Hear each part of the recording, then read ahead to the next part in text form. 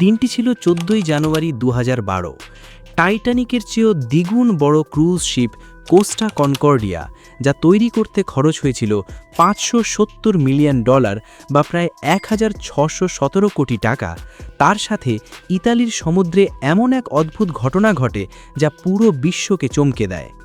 জাহাজটি অদ্ভুতভাবে একটি নির্দিষ্ট কোণে হেলে গিয়ে সম্পূর্ণ না হলেও অর্ধেকের বেশি সমুদ্রে ডুবে যায়।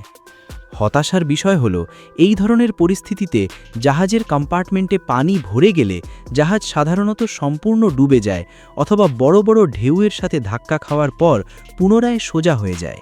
কিন্তু কোস্টা কনকর্ডিয়া ১৯ মাসেরও বেশি সময় ধরে সমুদ্রে ঠিক একইভাবে অর্ধেক ডুবেছিল। আপনারা জেনে অবাক হবেন যে ২৯৯ মিটার দীর্ঘ এই বিশাল ক্রুজ শিপটিকে স্যালভেজ করা বিশেষজ্ঞদের জন্য কোনো সাধারণ কাজ ছিল না। ২০১৪ সালের জুলাই মাসে গিয়ে এই উদ্ধার কাজ সম্পূর্ণ হয়, যা সামুদ্রিক ইতিহাসে এখনও পর্যন্ত সবচেয়ে কঠিন, ব্যয়বহুল এবং বৃহত্তম মারিন স্যালভেজ অপারেশন হিসাবে পরিচিত। হাজার হাজার টন ওজনের এই বিশাল ক্রুজ শিপটিকে তোলার জন্য এমন প্রযুক্তির ব্যবহার করা হয়েছিল যা আগে কখনো দেখা যায়নি। এই পুরো প্রক্রিয়ায় খরচ হয়েছিল প্রায় $১.২ বিলিয়ন। কিভাবে এত বড় একটি অপারেশন সামলানো হলো, আর এই বিশাল ক্রুজ শিপটির সাথে আসলে কি ঘটেছিল, চলুন জেনে নিই। বন্ধুরা, ক্রুজ শিপ মূলত এমন ধরনের জাহাজ যেখানে বসে থাকে যাত্রীদের গন্তব্য সেটাই থাকে যেখান থেকে তারা যাত্রা শুরু করেন। সোজা কথায়, এই জাহাজগুলো মূলত মানুষের ছুটি কাটানোর উদ্দেশ্যে ব্যবহৃত হয়। ১৩ই জানুয়ারি ২০১২ তারিখে ৭ দিনের একটি ক্রুজের উদ্দেশ্যে রওনা দেয় এই সুন্দর ও বিলাসবহুল জাহাজটি।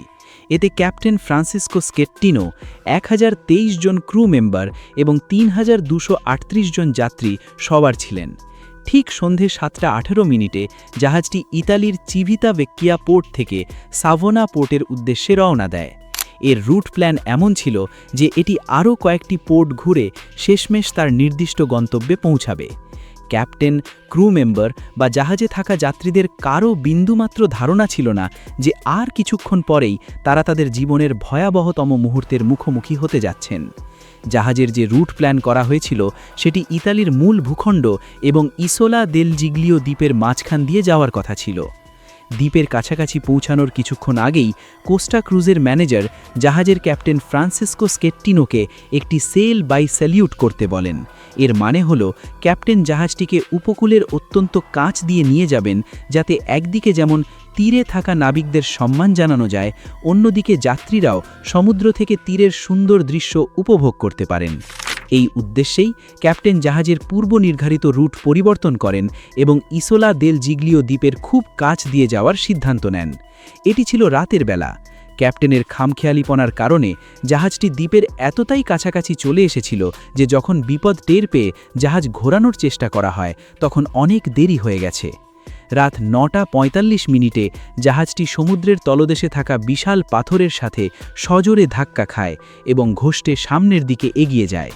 এর ফলে জাহাজের বাম দিকে বা পোর্ট সাইডে ৫৩ মিটার অর্থাৎ প্রায় ১৭৩ ফুট লম্বা একটি ফাটল তৈরি হয় এবং সেখান দিয়ে হু হু করে পানি ঢুকতে শুরু করে। কিছু মিনিটের মধ্যেই জাহাজের প্রধান বৈদ্যুতিক নেটওয়ার্ক সম্পূর্ণ ব্ল্যাকআউট হয়ে যায়। রাত ১০:১২ মাইকে ঘোষণা করা হয় যে ক্রুজ শিপে একটি ছোট টেকনিক্যাল সমস্যা হয়েছে এবং খুব দ্রুতই তা ঠিক করে নেওয়া হবে। কিন্তু যাত্রীদের মনে সন্দেহ দানা বাঁধতে শুরু করে। জাহাজে থাকা কিছু যাত্রী সরাসরি কোস্টগার্ডকে জরুরি অবস্থার কথা জানান। রাত ১০:১২ পোর্ট কন্ট্রোল থেকে কোস্টা কনকর্ডিয়ার কাছে জানতে চাওয়া হয় যে তাদের কোনো সমস্যা হচ্ছে কিনা, কিন্তু জাহাজের ডিউটি অফিসার তাদের জানান যে তেমন কোনো সমস্যা নেই, শুধু একটি ছোট ব্ল্যাকআউট হয়েছে এবং টেকনিশিয়ানরা কাজ করছেন। পরিস্থিতি আরও খারাপ হতে থাকলে রাত ১০:২৬ ক্যাপ্টেন যাত্রীদের আসল বিপদের কথা না জানিয়ে পোর্ট কন্ট্রোলকে ফোন করেন এবং একটি টাক বোটের সাহায্য চান। তিনি জানান যে জাহাজের নিচের অংশে একটি ফাটল তৈরি হয়েছে এবং সেখান দিয়ে পানি ঢুকছে, কিন্তু তিনি পোর্ট কন্ট্রোলকে এটা জানাননি যে জাহাজটি পাথরের সাথে ধাক্কা খেয়েছে, যা ছিল তার সবচেয়ে বড় ভুল। এই মুহূর্তে বিপদ থেকে বাঁচার একটাই উপায় ছিল, আর তা হলো ক্যাপ্টেন যদি সাথে সাথে জাহাজ পরিত্যাগ বা অ্যাবান্ডন করার নির্দেশ দিতেন। কিন্তু এই সিদ্ধান্ত নেওয়া হয় অনেক দেরিতে। জাহাজের ভেতরে পানি বাড়ার কারণে পানি নিষ্কাশন পাম্পগুলো বন্ধ হয়ে যায় এবং জাহাজটি এক পাশে হেলে পড়তে শুরু করে। ধাক্কা খাওয়ার 1 ঘন্টারও বেশি সময় পর রাত 10:58 ক্যাপ্টেন জাহাজ ছাড়ার নির্দেশ দেন। বিপদ সংকেত পাওয়া মাত্রই 25টি পেট্রোল বোট, 14টি মার্চেন্ট ভেসেল এবং বেশ কয়েকটি হেলিকপ্টার রেস্কিউ মিশনের জন্য রওনা হয়। অবাক করার বিষয় হল, যাত্রীদের এবং নিজের দায়িত্ব মাঝপথে ফেলেই ক্যাপ্টেন সবার আগে লাইফ বোটে চড়ে তীরে পালিয়ে যান। মোট 4219 জন মানুষকে উদ্ধার করা হয় এবং এই কাজে 5 ঘন্টারও বেশি সময় লাগে। শেষ মুহূর্তের উদ্ধার কাজ অনেক কঠিন হয়ে পড়েছিল, কারণ জাহাজে পানি বাড়ার সাথে সাথে এটি আরও বেশি হেলে যাচ্ছিল। ডুবুরিরা জাহাজের ভেতরে তল্লাশি চালাচ্ছিলেন, কিন্তু তখন যাদের পাওয়া যাচ্ছিল তাদের বেশিরভাগই ছিলেন মৃত। এই দুর্ঘটনায় মোট 32 জন মানুষ প্রাণ হারান। সবচেয়ে আশ্চর্যের বিষয় হল, নিখোঁজ হওয়া শেষ ব্যক্তিটির মৃতদেহ উদ্ধার করতে কয়েক বছর সময় লেগেছিল। তিনি ছিলেন ভারতের রাসেল রেবেলো, যার মৃতদেহ অবশেষে 3 নভেম্বর 2014 সালে খুঁজে পাওয়া যায়। উদ্ধার কাজ তো কোনোমতে শেষ হলো, কিন্তু এবার পালা ছিল কস্টা কনকর্ডিয়াকে সোজা করার। জাহাজটি একটি নির্দিষ্ট কোণে বিপজ্জনকভাবে হেলেছিল এবং যে কোনো মুহূর্তে পাথর থেকে পিছলে গভীর সমুদ্রে তলিয়ে যেতে পারত। এই স্যালভেজ অপারেশনের দায়িত্ব দেওয়া হয় টাইটান স্যালভেজ নামক কোম্পানি এবং তার এক্সপার্ট নিক স্লোয়ানের টিমকে। তারা এর আগে অনেক সফল অপারেশন করলেও এত বড় জাহাজকে এক টুকরো বা সিঙ্গেল পিসে উদ্ধার করা তাদের জন্য প্রথম অভিজ্ঞতা ছিল। প্রথম ধাপ, স্যালভেজ টিম প্রথমে 16টি অত্যন্ত শক্তিশালী স্টিল কেবল দিয়ে জাহাজটিকে অস্থায়ীভাবে বাঁধার পরিকল্পনা করে।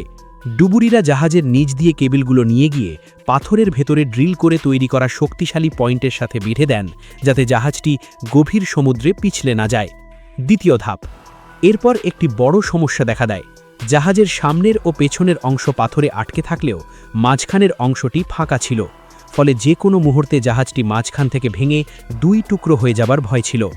এর সমাধানে 16 থেকে 18,000 টন কংক্রিটের ব্যাগ ফেলে সেই ফাঁকা জায়গাটি ভরাট করা হয়।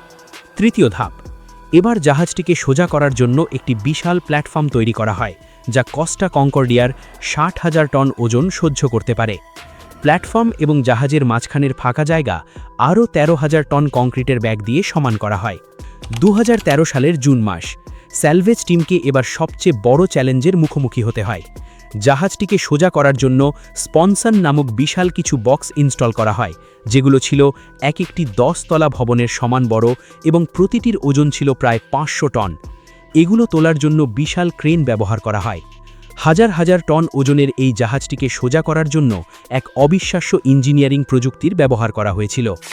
প্ল্যাটফর্মে বসানো শক্তিশালী হাইড্রোলিক কেবল পুলিং মেশিন, যাকে স্ট্র্যান্ড জ্যাক বলা হয়, দিয়ে বিশাল ফোর্স প্রয়োগ করে জাহাজটিকে ধীরে ধীরে টানা হয়। অবশেষে জাহাজটি সোজা হয়ে দাঁড়ায় এবং এর পুরো ওজন স্টিল স্ট্রাকচার প্ল্যাটফর্মের উপর এসে পড়ে। জাহাজটি ভাসিয়ে রাখার জন্য উভয় পাশে স্পনসন লাগানো হয়েছিল। স্পনসনগুলো থেকে পানি বের করে দেওয়ার পর বিশাল এই জাহাজটি আবারও পানির উপর ভেসে ওঠে। স্যালভেজ অপারেশন সফলভাবে সম্পন্ন হয়। সম্পূর্ণ অপারেশনে খরচ হয়েছিল $1.2 বিলিয়ন। পরে স্ক্র্যাপ বা ভেঙে ফেলার জন্য জাহাজটিকে জেনোয়া পোর্টে নিয়ে যাওয়া হয়।